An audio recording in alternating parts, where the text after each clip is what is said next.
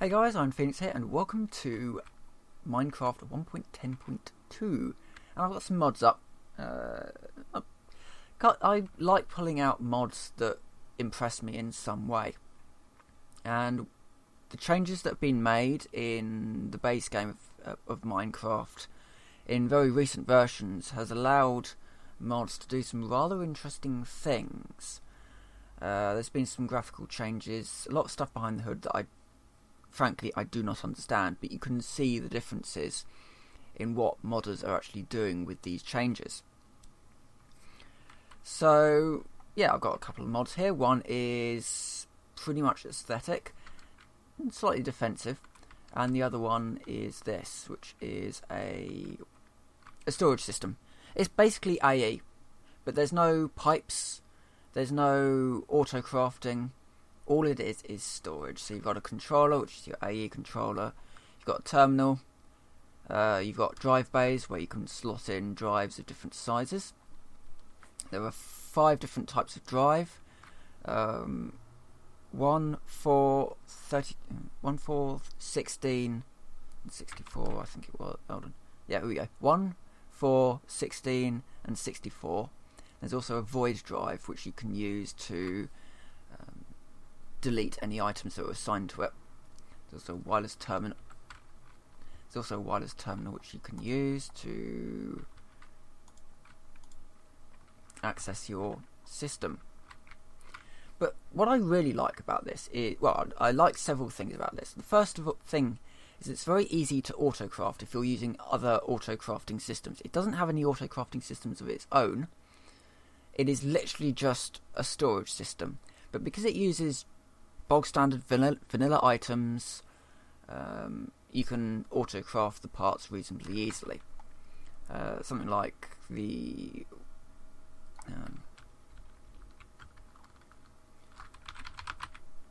we pull up the drive base, for example. Okay, you do need the ceramic disc platter, but that's made with some just very, you don't need any special blocks or systems or anything like that in order to make these drives or any of these parts, and that's brilliant, because that's something that I don't like very much about AE2, is that it can be very awkward to mass produce the drives, and it can get quite laggy on servers when you've got a lot going on. So this system, it just no cables, you just stick stuff in, and it's a single block storage system for lots and lots of stuff. But one of the sort of things that really brings out what this thing can do is that instead of using cables, it uses wireless transmitters. And so in order to communicate with, so for example over here we've got a terminal, a controller. You do need a controller to use the terminal, but I've got a wireless receiver here, and then I can literally just access the system from here, and it's just talking to that drive bay. So that's kind of neat.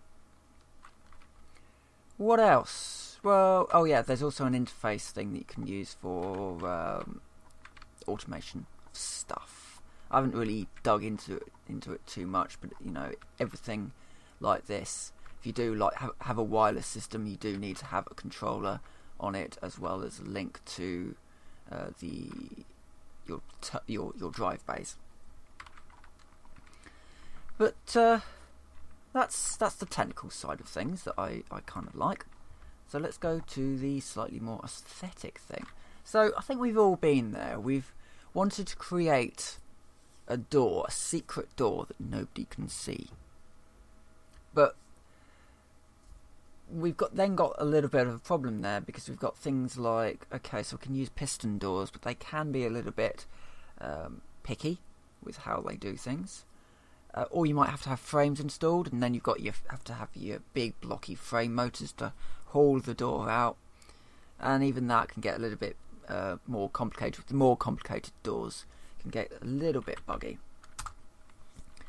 But not to worry, because Malisis Blocks and Malisis Doors has a solution to our slight door-esque woes. And more, in fact, more than that. So we can have mixed blocks as well. But anyway, so we've got Vanishing Frames in which you can place blocks within the frame, and you've got a wooden, iron, gold and diamond. I'm not completely sure what the difference is between them, but if I just bring up a wooden frame, we can then hide it using whatever. So it's very much like carpenter's blocks in that respect. And then if we were to just add a little bit of a redstone signal, they vanish, and then you can walk through them. And then you can put your redstone signal back and they appear again, which is kind of neat. And you can do that with some of the doors as well. So we have some doors that you can craft, like the laboratory door, the lab door. I'm just going to call it a lab door. So we've got a lab door that goes up like that, or you can use a redstone signal to raise and lower it. We've got a jail door, which you can't open with your hand, so it's like an iron door. You can do it with a signal. And there's other ones as well that I don't have up here. We've got curtains of different colours, a saloon door, a reinforced door. I've got one of those up. Carriage door, medieval door, as well as things like sliding trapdoors, which I haven't really messed around with. But yep, they slide open. The reinforced door, which is this one, looks like that, which is kind of nice. And then you can close it again. It probably works with a redstone signal. Yep, you can run it with a redstone signal, which is pretty awesome. But it doesn't just stop there. You can mix blocks together. So this is a mixed block. Now the thing about mixed blocks is that you can't actually put a lever on them. But if you wanted stone on the outside and wood on the inside, you can do that. And the way you do that is you use your block mixer. We want to combine two blocks together. I want to combine a radiation sensor with a reinforced stone block. So let's do that. Anything you can't mix, you won't be able to put it in there. But as a result, we have now got a radiation sensor coloured block on the outside, and on the inside we've got a reinforced stone block. And you can do that with any block in the game that I've found so far. It's a pretty versatile mod. But what if we wanted to create doors?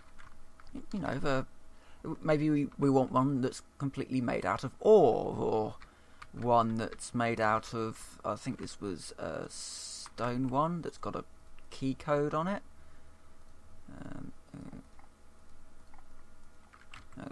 See, 1, 2, 3, 4. Lock it in, and then the door opens, and then you can close it as normal. This one opens and then slides using a redstone signal, but you can't open it with your hand. These I forgot the key code for. This one kind of goes like that. So lot of stuff you can do with that. There's also,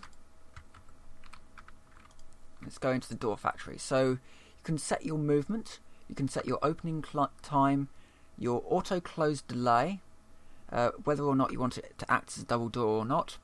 Redstone behaviour, so standard redstone only, redstone lock and hand only. So, and what type of sound you want. Okay. Then you set up your materials. So I want it to have a frame type of the interface. You can't use mix blocks, unfortunately, but I could use that, and maybe I know that. And then you can also set yourself a code, so 147, create door, and it's now created a door. It's a custom door that looks like that. It's a little bit silly, but it will open and then close with 5 seconds.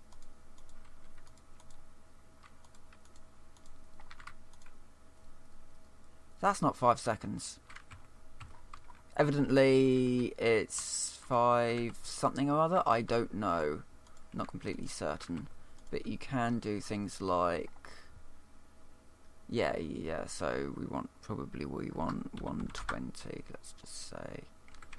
I think I can modify the door. So if you do get the get something wrong on it, you can then modify it. So you can pass through, and then at some point that door will close. Like that. So yeah, it's quite a versatile mod. You can create lots of different doors and vanishing panels with it. And it's very, very simplistic. Now the swapper, I don't know what that does. I can't right click on it. I've just broken it anyway. So maybe it's a bit of a work in progress. But there's a lot of stuff here that you can really use to make your doors a little bit more personal. Well, make your bases in general a little bit more personal to you. So that one is a book frame on it, bookcase frame, a wooden bottom and a glass top. And that created quite a nice door. That was using a sponge in the bottom there with glass on the top. That one was just a very, very weird one that I did. And then those you've seen. So yeah, that comes to the end of my little these mods are kind of cool kind of video. I've hoped you've enjoyed it.